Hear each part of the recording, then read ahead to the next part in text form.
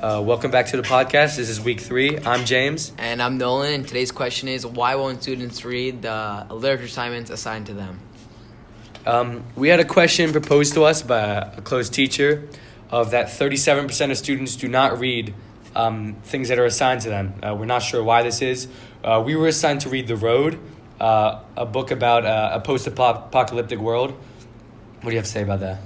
Well, I know that most of my friends don't read, so I guess we just have to figure out why. And personally, it depends on what book, when I'm deciding if I should read or not, and really what I'm doing. I have a couple solutions in my head. Audible, which I personally would have been a lot better and be able to use in schools if teachers looked into it. I think that'd be a great way for students to read, but we're in 2019. I feel like reading straight from the book seems a little bit old-fashioned. I agree with James. Listening to a book in your headphones while you're able to do other things is a lot more convenient for students, as we have a lot going on. And I believe the students would actually get a lot more done if we could have the books on audio. So let's take it in the streets and see what other students think. Our first person interviewing is Aiden Lowe, a junior here at Rutgers Prep. Aiden, do you read school assignments? Yeah, most of the time. What was the last thing that you read? I think it was my history textbook for homework last night. Is there anything that teachers could do to make reading more intriguing for you? I think if they made some kind of visual to go along with it, it would help me a lot. For example, what type of visual? I don't know, maybe some type of graphic organizer to make my ideas fit in one page. And would you be interested in an audiobook? Yeah, definitely. And why?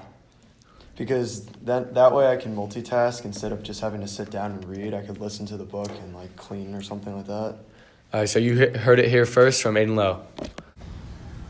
So we have Griffin Hooper, a Rutgers Prep sophomore right here. Our question is, do you read things that are assigned to you? It honestly depends on how I'm feeling that day. Most of the time, probably not, just because if I can get a more condensed version that also gives equal information, why would I spend more time reading something for no reason? Such as Shmoop and Cliff Notes? Maybe YouTube. YouTube's got some pretty in-depth analysis on certain types of literature from some pretty credible sources. So if I can watch a 5-10 minute video, it saves me a half hour of reading, and I would understand the concept as much, if not more. So I guess you're more interested in an audio source. Would you be interested in something like an Audible? I mean, not really, because that's still me listening to just a longer version of the book. Even if I can speed up the audio, I don't want to listen to the audio. I want to know what I'm going to read, have someone tell it to me, bing bang boom, and I'm done. So is it mainly English things, or do you see you not reading in other classes? It's probably primarily English and history. I mean, science is reading, but it's not reading for the sake of let's say plot development. It's more sake of understanding material, and it's just a different type of reading. So yeah, I'd say primarily humanities based. That's a great answer from Griffin Hooper. Thank you. We have Shannon Kurtz here, a Rutgers Prep junior. A first question we have for you: do you read assigned novels or books? No. Why not? Because I don't feel like it. Do you see yourself not having enough time, or you couldn't be bothered? So you have things outside of school that you overweigh than reading? Yes. Would an auditory book change that at all? Maybe. Would you be more interested in an audiobook? Yeah. So if there was things that you could sign up for that would be a visual learning, would you be willing to watch those over reading? Yes. You heard it here from Shannon Kurtz. We have Molly Lynch, a Rutgers Prep junior. Our first question is, do you read assigned books or literature? Sometimes I do. Depends on the book and depends on if I'm interested in it. What is holding you back from reading everything you've been told to read? If it's not interesting. Would you be more interested in an audiobook? No. So you're saying you wouldn't read anything given to you? Depends on if I like it or not. So you only read depending on the interest of the book. Or if I have to get a good grade. Well, you heard it here first from Maya Lynch. We have Ryan Pettit, a Rutgers Prep freshman. Our first question we have for you is, do you read anything assigned to you? Not usually. Honestly, I go to SparkNotes and just read from there. What is holding you back from reading what you're told to be read? Sometimes I just don't have the time to do it, or I just don't really like the book. So, do you think like an auditory book would better suit you? No, probably not, because I'll just get bored listening to it and zone out. So you're saying do not like reading because of interest, or it's just all about time? Kind of both. I just don't really, I don't really have interest in reading a book, but I also don't have the time. You heard it here first from Ryan. We have Connor Cohn here, a rising senior. Here are some first questions for you. In English classes, do you read? Personally, no, but I do read the summaries because I feel like it's much quicker and I still get the same amount of information out of it. Is there anything that would make you read? Probably if we read better books, because the books that we do read in our English courses, I feel like they're kind of outdated. Although they do provide, good information, and it's important to read past text because it gives you it improves your reading skills because it's harder, it's worse English, I guess. So you're telling me it's a matter of interest, an audiobook or something like that would interest you more? Well, for my summer reading last year, I listened to audiobooks, and it went much quicker than if I was actually reading an actual book. So you would prefer an audiobook over reading an actual paper textbook? Yes. Well, you heard it here first from Connor Cohen. Hello, we have Mr. Cohen here who teaches a variety of AP histories. We have a couple questions for him. Sure. A recent statistic came out that 37% of Rutgers Prep students read what is assigned. How does this make you feel? It depresses me without necessarily surprising me. I always look at the reading I assign as important, but not the only thing that's important in the class. And that's why we spend so much time in class going over work and looking at primary sources and doing a lot of more challenging stuff. If they're not getting the background reading, it's a real shame, and it's not going to help them in the long run, because that's exactly what it is. It's background to the foreground of what we do in class. They need both pieces. What do you think is the main reason your students don't read? Well, you're assuming that my students are part of that percentage that doesn't read.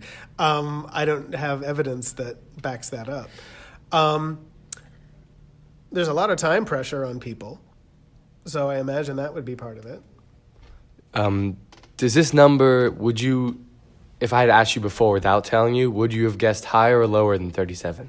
I don't really know. All right. You heard it here first from Mr. Cohen. Thank you. We have Allegiance here, a Rutgers Prep sophomore, who we just caught red-handed reading a book. We have a question to follow that up. In classes, do you read what is assigned? Yes, I do. Everything? Yes. That book you were reading, was that for fun or was that a book assigned to class? It's for fun. I read independently on my own time. How does it make you feel that 37% of students read what is assigned? That's actually very sad because it's school and you should be here for an education and you should be doing the work that your teachers assign. So, in your world, would it be 100%? Yeah, I think every student should read 100% of what their teacher tells them to do. What do you think is the reason that students don't read their books? I feel like they just think that they're here, and I feel like that they think that they can get away with not reading and just look online for answers or whatever that they're doing, and I think that they maybe just are lazy and don't want to put in any effort. Do you think something like an audiobook or an Audible account would help students read more? I've tried audio books before and Audible, and I don't really find it that much better because it's like listening to a song and you kind of get lost in it, I guess. And I think having an actual book in hand and reading it yourself is better than listening to something. What do you think would motivate students to read more? Punishment. Can you elaborate on that? I think that if students aren't going to read what their teachers tell them to do, maybe they will be more guided to read them if there was a punishment for not reading, like instead of teachers being like, oh, we'll go over it in class, maybe like, oh, you're not going to do your homework, detention. A harsh punishment. You heard it here first from Allegiance. Here we have Dr. Cooper, who teaches AP Psychology and History of American Science and Medicine. We have a couple questions for you regarding reading. Our first question is, a recent statistic has come up in Rutgers Prep that 37% of students read. How does this make you feel? Read at all, do you mean? Read assigned literature or pages in classes. I think about this a lot. Actually, this frustrates me because there's a lot of great material in the text that there's not time to cover in class. And so I feel when students don't read the assigned material, it concerns me that they won't be as prepared for assessments as they'll need to be, like especially on the AP exam. If I had asked you this question and you were to guess the number, would you say you would have guessed higher or lower than 37? I would guess that's about right. That's interesting. Do you believe most of your students read? I would say it's hard to tell. It's really hard to tell. Sometimes you can tell based on the quality of the comments in class that they've picked up stuff outside of class, and you know they're getting that mostly from the text. But sometimes it's not so obvious because, there are all those other like online resources like SparkNotes. And so like you never know for sure where they're getting their information from. So it's hard to estimate how many are reading and how many aren't. Usually you see it more on tests than you see it in class. Do you see SparkNotes and other like online services as a bad thing?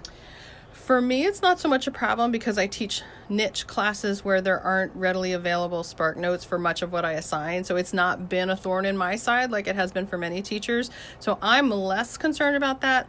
And I think it's nice to have sources out there that take a big piece of work and give you the punchline, but it should never be instead of the reading. It should be in addition to the reading, just to give another perspective. So it hasn't been so much an issue for me personally teaching, but I know systemically it's a problem. What do you think would motivate these students to actually read the assigned literature? I think if they read a couple truly amazing books and then they look at like the SparkNotes version or the movie version and they can see the clear and obvious differences of how the author approaches things, they'll see that it's really very rewarding to actually have read the text before you go to those other sources. It's just like if you've read Harry Potter and then you watch the movies are great, but the books blow your mind. They're like that next level. So I think they almost have to discover the rewarding nature of reading for themselves. No teacher is going to be able to stand at the front of a classroom and convince you it's worth hours of your time to read something. You have to discover the inherent value of that. So we can fuss and moan and complain and try to motivate you, but I think ultimately it has to be more intrinsic than extrinsic, which my AP Psych students know what that means. Final question. Do you see an audio book or like an Audible account a good way for students to read? I think it's great if you are, for instance, a traveler. A lot of our students commute quite a distance, and it's really nice if you can take that sort of downtime in the car and turn it into productive literary time. People that are traveling over spring break and it's 3 hours on a flight to the lacrosse trip in Florida, right? It's sort of nice to have something to listen to, stories to listen to. I think they're really great for younger students before they're competent readers and before they have the patience to maybe gut their way through some of the books. It's nice to have someone read to them. Parents learn very quickly that it's very rewarding for their kids when they read books. So like to have someone read is really great. Like if you listen to the Jim Dale narration of the Harry Potter books and all the characters he can do, we come up with voices in our own minds when we read, but to hear like a talented voiceover actor like that to read something, it's pretty awesome. So, I like it, but not in place of holding the book and paging through the text. Great answer here. You heard it here first from Dr. Cooper. Welcome back, guys. Today we have Granor Virdi, president of the upper school, and we have a couple questions for you, Granor. The first question. In English classes and history classes, do you read what is assigned? No. What is the reason you do not read? A lot of work is assigned, but there's easier ways out of the things. Such as Such as skimming through what's assigned. If you were to guess what percent of students read out of 100, what is the number? 20, around 20. What if we told you for Rutgers Prep it was 37? Yeah, not surprising. Would you expect it to be higher or lower? Honestly, it's probably right about where I expected it to be. Would an auditory source change your mind? Like an audible. No. Why not? Do you see reading as like an obstacle, or is it basically something that you see as you don't have time for? Something as I don't have time for, as I have like a lot of other things to do. I'd much rather do than read, so it's better to skim through than. You heard it here first from Gunnar Verdi. Here we have Senora Craftsman, who teaches a variety of Spanish classes in the upper school. The first question is, a recent poll came out that 37% of Rutgers Prep students read. Does this number surprise you? No, not at all. If I were to ask you the same question without telling you a number, what would your guess be, higher or lower? I would have said less than half of students read. So, close. What do you think the reason is that the students don't read? I think they're not interested. I don't think there's a culture of reading. I think students have grown up with technology instead of books. I think they just have a lot of stuff to do, and reading takes a lot of time. What approach do you take in your classroom when you assign reading?